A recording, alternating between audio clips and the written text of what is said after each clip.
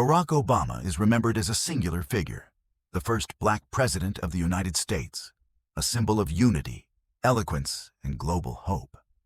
But long before the Oval Office, long before campaign stages and world summits, Barack Obama was part of a far more complicated story, one that unfolded across continents, cultures, and broken family lines. His rise did not emerge from a tight-knit household or a shared family destiny. It emerged from fragmentation, from absence, from siblings who grew up in different countries, under different economic realities, carrying the same father's name but radically different lives. Some lived in poverty. Some struggled publicly. Some rejected Barack's politics. Some barely knew him at all. And yet, each of them shaped the man who would one day speak about responsibility, identity, and self-determination with unusual clarity. To understand Barack Obama's character, his restraint, and his insistence on personal accountability, one must step away from the presidency and into the fractured family he came from. A family defined not by unity, but by distance. This is the untold story of Barack Obama's brothers and sisters, the lives lived outside the spotlight, and the private realities that forged a public leader. The story of Barack Obama's siblings begins not with Barack himself, but with a man who shaped all of their lives through absence more than presence. Barack Obama Sr. Brilliant, ambitious, and deeply flawed, Obama Sr. was a Kenyan economist whose intellect opened doors across continents, but whose personal decisions fractured every family he touched. He did not build a single household. He built a trail of households, each carrying his name, each left to navigate life without him. Obama Sr. married multiple times and fathered children in Kenya, before, during, and after his brief marriage to Stanley Ann Dunham, Barack Obama's mother. This meant that Barack was born into a family already divided by geography, culture, and emotional distance. From the moment of his birth, his siblings existed elsewhere, some in Kenya, some in different marriages, some already experiencing the instability that would later echo through Barack's own childhood. When Obama Sr. left Hawaii and returned to Africa, he did not return as a stable patriarch. His career faltered. His marriages collapsed. Alcoholism and bitterness overtook the promise that had once defined him. The children he left behind inherited not opportunity, but confusion, growing up with the weight of a father's reputation and none of his protection. Barack's upbringing in Hawaii and later Indonesia was marked by deliberate structure. His mother and grandparents compensated for the absence of his father with discipline, education, and moral clarity. But his half-brothers and half-sisters in Kenya grew up in a far harsher reality. Economic hardship, political instability, and social inequality shaped their lives. The same father produced radically different outcomes, not by intent, but by neglect. This imbalance would become central to Barack Obama's worldview. He learned early that success was not inherited evenly. That responsibility could not be outsourced. That family bonds could exist without shared experience. Watching from a distance, and, later, meeting his siblings as adults, forced him to confront the uncomfortable truth that identity alone does not guarantee unity. The Obama siblings did not rise together. They scattered across economic and ideological lines. Some embraced Barack's success. Some resented it. Some publicly opposed him. Some lived quietly, carrying the Obama name without the benefits it later conferred. To understand these dynamics, we must now examine the sibling who mattered most in shaping Barack Obama's sense of obligation and survivor's guilt. The sister who shared his childhood most closely and whose presence anchored him emotionally when the rest of the family felt abstract. Among all of Barack Obama's siblings, Maya Soetoro-Ng is the only one who truly shared his formative years. She was not a distant name discovered later in life, nor a sibling defined by separation and circumstance. She was present. She lived under the same roof, and in a fragmented family story, her presence provided continuity. Maya was born in 1970 in Indonesia, the daughter of Stanley Ann Dunham and Lolo Soetoro, Barack's Indonesian stepfather. Though they did not share the same biological father, Maya and Barack were raised as a unit, navigating foreign cultures, political instability, and economic uncertainty together. Their bond was not symbolic, it was lived. While Barack carried the quiet burden of an absent father, Maya grew up watching her brother absorb responsibility early. He became observant, protective, inwardly disciplined. Maya, in turn, became emotionally perceptive, adaptive, and grounded. The siblings learned how to read the world together, how to move between cultures, how to exist without entitlement, how to find stability when adults could not always provide it. Their childhood in Indonesia exposed them to poverty, authoritarian rule, and the reality that democracy was neither guaranteed nor universal. These experiences shaped both siblings deeply, but in different ways. Barack internalized restraint and moral reflection. Maya developed empathy and a lifelong interest in education, culture, and global understanding. When the family returned to Hawaii, Maya followed Barack into a world shaped by their mother's insistence on learning and discipline. Education was non-negotiable. Identity was something to be earned, not assumed. Unlike Barack's Kenyan half-siblings, who would later struggle with the weight of their father's name, Maya grew up without that burden. She was free to define herself without comparison. As an adult, Maya built a life deliberately distant from politics. She became an educator, anthropologist, and writer, focusing on global education, multicultural identity, and children's development. She worked in Hawaii and Asia, dedicating her career to expanding opportunity rather than commanding attention. Her work echoed Barack's values without mimicking his path. Throughout Barack Obama's rise, Maya remained a constant, stabilizing presence. She did not capitalize on his fame. She did not become a political surrogate. She guarded her privacy fiercely. Yet those closest to Barack have long noted that Maya was one of the few people whose counsel he trusted without reservation, because she knew him before ambition, before ideology, before history intervened. In a family fractured by distance, Maya represented something rare: shared memory. She remembered the boy before the president. She understood the cost of responsibility without resenting it. She remained connected without becoming dependent. Maya Soetoro-Ng did not shape Barack Obama's politics directly. She shaped his humanity. And in a story dominated by absence, she stands as the sibling who provided presence. The quiet force that helped anchor a future president to empathy, balance, and restraint. But Maya was the exception. The rest of Barack Obama's siblings existed far beyond his daily life, connected by blood, divided by circumstance, and shaped by the same father in radically different ways. While Barack Obama was being raised in Hawaii and Indonesia under the careful guidance of his mother and grandparents, his Kenyan half-brothers and half-sisters were growing up in a radically different world. One shaped by economic instability, political turbulence, and the long shadow of a father who had once promised greatness and delivered absence. Barack Obama Sr. returned to Kenya after leaving the United States with ambition intact, but discipline unraveling. His career never recovered from professional setbacks and personal bitterness. Alcoholism eroded his relationships.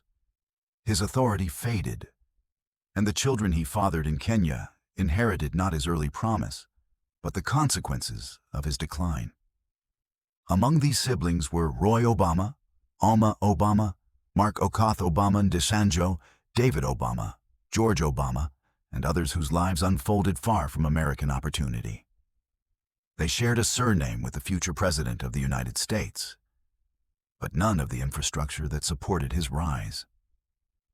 Education was inconsistent. Financial hardship was common. Stability was rare. Auma Obama, the most educated and internationally visible among them, became the bridge between Barack and the Kenyan family. She pursued higher education in Germany and the United Kingdom, earning a doctorate and building a career in development work. When she reconnected with Barack as an adult, their bond was intellectual rather than emotional. Two people shaped by the same father, but forged by entirely different worlds. Auma understood Barack's success without romanticizing it.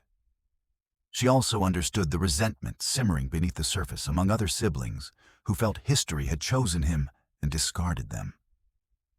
Mark Obama Nasanjo, who grew up partly in the United States, carried a far more confrontational relationship with Barack's legacy.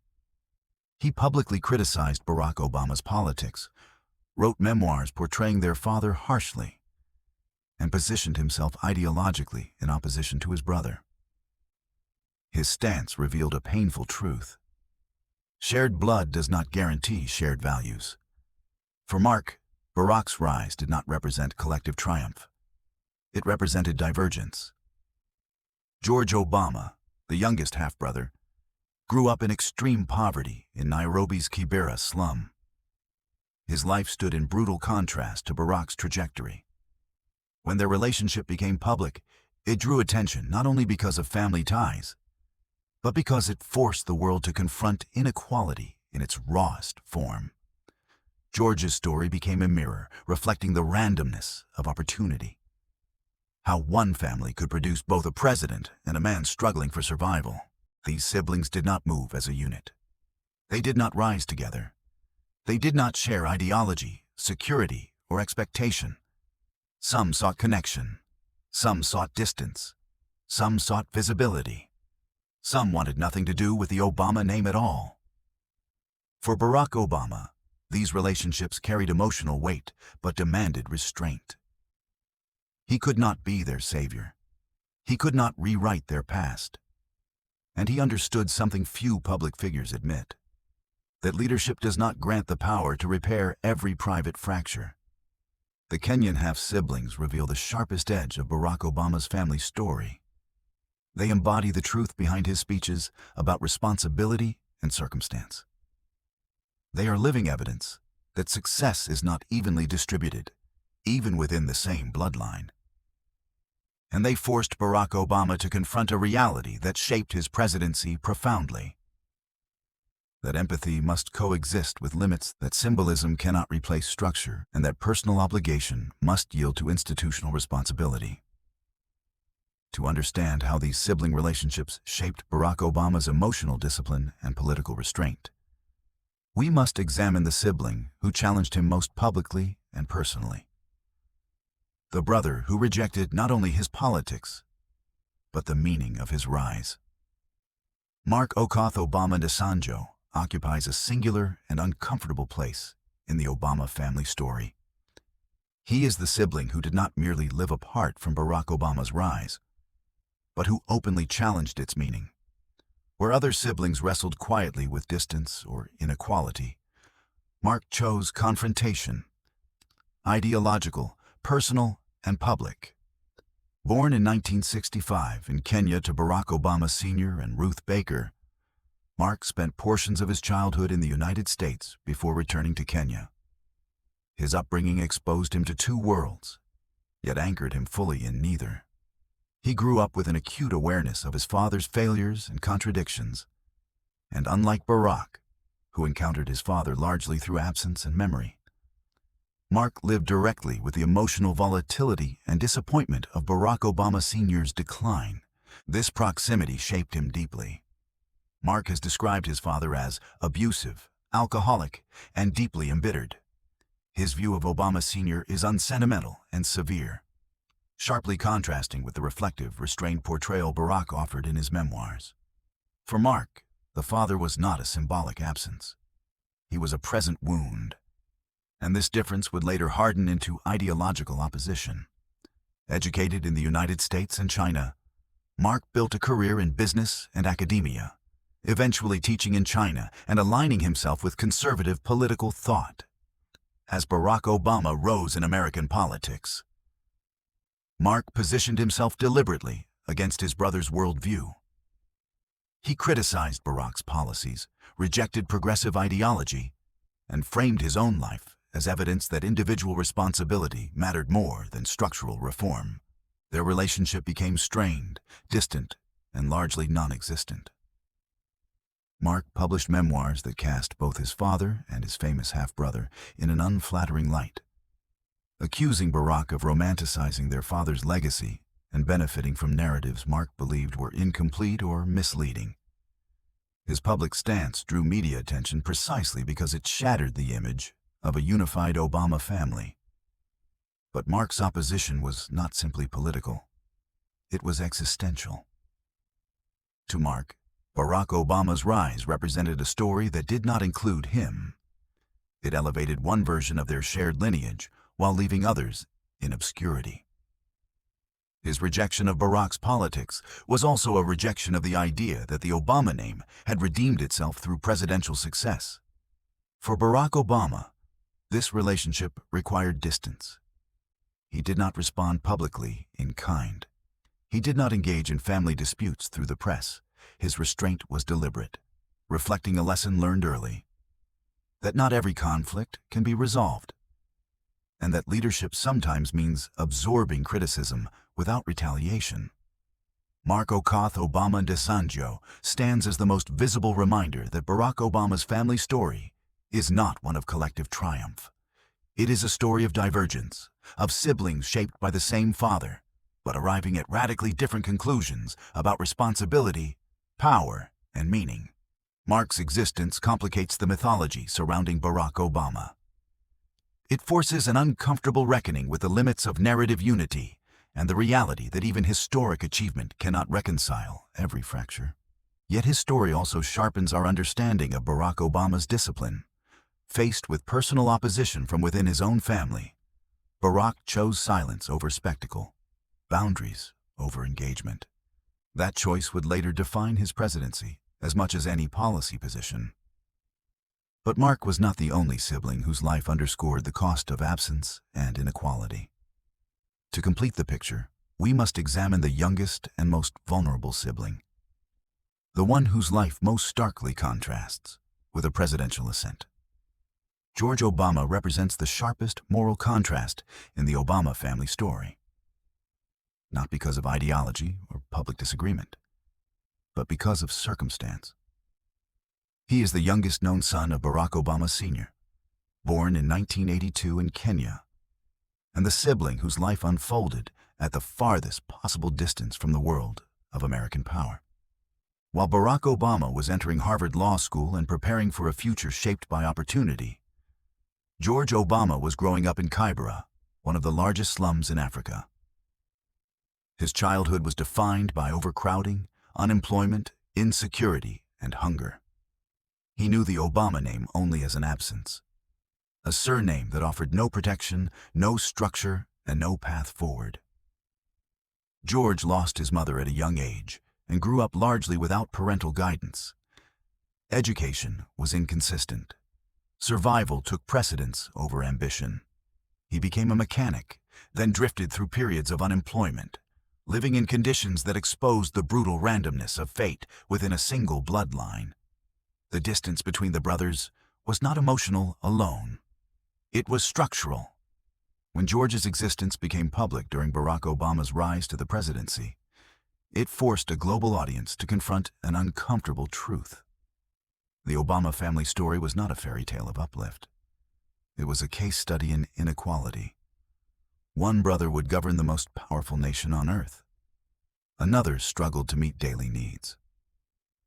George did not become a symbol willingly. He did not seek publicity.